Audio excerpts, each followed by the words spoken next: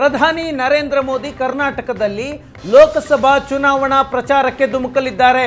ಈಗಾಗಲೇ ಒಂದು ಬಾರಿ ಬಂದು ಹೋಗಿದ್ದಾರೆ ಪ್ರಧಾನಿ ನರೇಂದ್ರ ಮೋದಿ.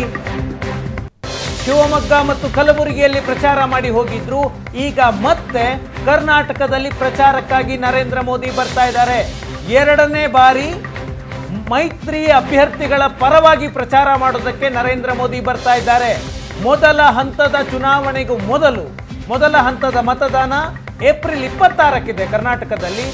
ಅದಕ್ಕೂ ಮೊದಲು ಏಪ್ರಿಲ್ 14ಕ್ಕೆ ನರೇಂದ್ರ ಮೋದಿ ಕರ್ನಾಟಕದಲ್ಲಿ ಪ್ರಚಾರಕ್ಕೆ ಬರ್ತಾರೆ. ಬೆಂಗಳೂರು ಗ್ರಾಮಾಂತರ, ಚಿಕ್ಕಬಳ್ಳಾಪುರ ಕ್ಷೇತ್ರಗಳಲ್ಲಿ ಪ್ರಚಾರವನ್ನ ಮಾಡ್ತಾರೆ. ಬೆಂಗಳೂರು ಗ್ರಾಮಾಂತರ ಹೈ ವೋಲ್ಟೇಜ್ ಕ್ಷೇತ್ರ.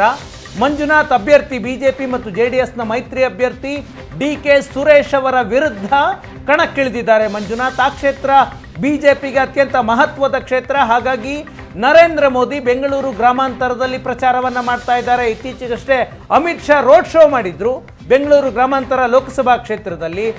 ಹಾಗಾಗಿ ಮೋದಿ ಕೂಡ ಅದೇ ಕ್ಷೇತ್ರವನ್ನು ಆಯ್ಕೆ ಮಾಡಿಕೊಂಡಿದ್ದಾರೆ. ಏಪ್ರಿಲ್ 14ಕ್ಕೆ ಚಿಕ್ಕಬಳ್ಳಾಪುರದಲ್ಲೂ ಕೂಡ ನರೇಂದ್ರ ಮೋದಿ ಪ್ರಚಾರವನ್ನ ಮಾಡ್ತಾರೆ.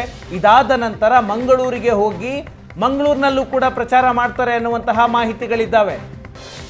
ನರೇಂದ್ರ ಮೋದಿ ಲೋಕಸಭಾ ಚುನಾವಣೆಯನ್ನ ರಾಜ್ಯದಲ್ಲಿ ಅತ್ಯಂತ ಗಂಭೀರವಾಗಿ ಪರಿಗಣಿಸಿದ್ದಾರೆ.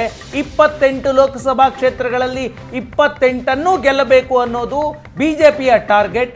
ಈ ಟಾರ್ಗೆಟ್ ಅನ್ನ ಮುಟ್ಟೋದಕ್ಕೆ ಬಿಜೆಪಿ ನರೇಂದ್ರ ಮೋದಿ ಅವರನ್ನ ಚುನಾವಣಾ ಕಣಕ್ಕಿಳಿಸ್ತಾ ಇದೆ. ಕರ್ನಾಟಕದಲ್ಲಿ ಕಳೆದ ಬಾರಿ 25+1 ಗೆದ್ದಿತ್ತು. ಈ ಬಾರಿ 28ಕ್ಕೆ 28 ಗೆಲ್ಲಬೇಕು ಅನ್ನೋದು ಬಿಜೆಪಿಯ ಟಾರ್ಗೆಟ್ 370 ಇದೆ ಬಿಜೆಪಿಗೆ. ಹಾಗಾಗಿ ಕರ್ನಾಟಕದ 28 ಲೋಕಸಭಾ ಕ್ಷೇತ್ರ ನರೇಂದ್ರ ಮೋದಿ ಅವರಿಗೆ ಅತ್ಯಂತ ಮುಖ್ಯ. ಹಾಗಾಗಿ ಅವರೇ ಚುನಾವಣಾ ಕಣಕ್ಕಿಳಿತಾ ಇದ್ದಾರೆ ಕರ್ನಾಟಕದಲ್ಲಿ ಪ್ರಚಾರ ಮಾಡುವ ಮೂಲಕ.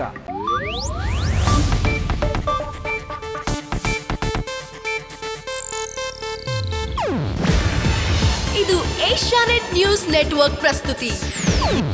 ನೀವು ನೋಡ್ತಿದ್ದೀರಾ ಏಷ್ಯಾನೆಟ್ ಸುವರ್ಣ ನ್ಯೂಸ್.